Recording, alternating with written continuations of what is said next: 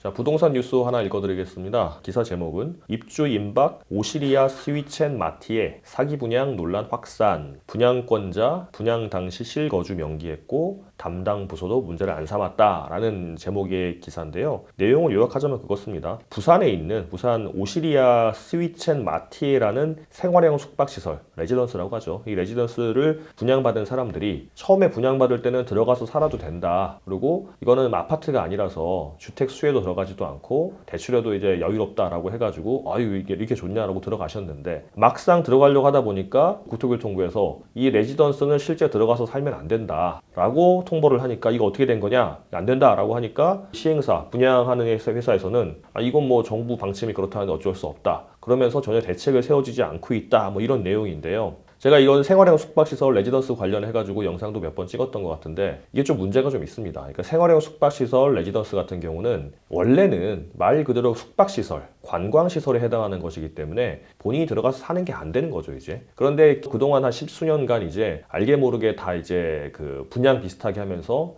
그 시행자들이 들어와 살아도 됩니다. 심지어 전입신고하고 사는 분들도 꽤 있었어요. 그래서 이 숙박시설이 주택에 대한 규제는 전혀 받지 않고 뭐 이제 보유세라든가 그다음에 1가구 2주택이라든가 대출 규제라든가 받지는 않으면서 사실상 주택처럼 이용이 되니까 투자 열풍이 불었었죠. 그러다가 이 문제가 많으니까 투기가 되니까 작년 재작년에 이제 건축법 시행령을 바꿨죠, 이제. 그래서 생활형 숙박시설 레지던스 같은 경우는 들어가 살면 안 된다. 그리고 살 수 없다는 것을 분양자가 수분양자에게 확인서도 받아라. 그리고 그런 허위 과장 권고라면은 뭐 과태료라든가 처벌을 한다. 이런 이제 내용을 대폭 강화를 해서 이제 시행령 규정도 변경하고 했습니다. 법도 변경하고 했는데 이 오시리아 같은 경우는 2019년 10월에 분양했어요. 이렇게 이제 규제가 강화되기 전에 분양을 다 했고 완판됐다고 합니다. 이제 완판됐는데 최근에 입주하려고 보니까 이렇게 바뀌어가지고 입주도 안 된다. 그리고 숙박업으로 이제 사업자 등록도 하고 신고도 해야 된다. 라고 하니까 분쟁이 발생하는 건데 사실은 이렇게 규정을 바꾸면서 경과 규정이 있긴 있습니다. 일반 상업지구나 주거지구 이런 데서는 한 번에 걸쳐서 이제 기존의 생활형 숙박시설로 분양이 된 것도 오피스텔 등으로 용도 변경을 할 수 있게 이제 허용을 했어요. 그래서 용도 변경이 되면 오피스텔은 전입신고해서 살 수 있으니까 그렇게 됐는데 다만 지구단위 계획상 그 지방자치단체 지구단위 계획상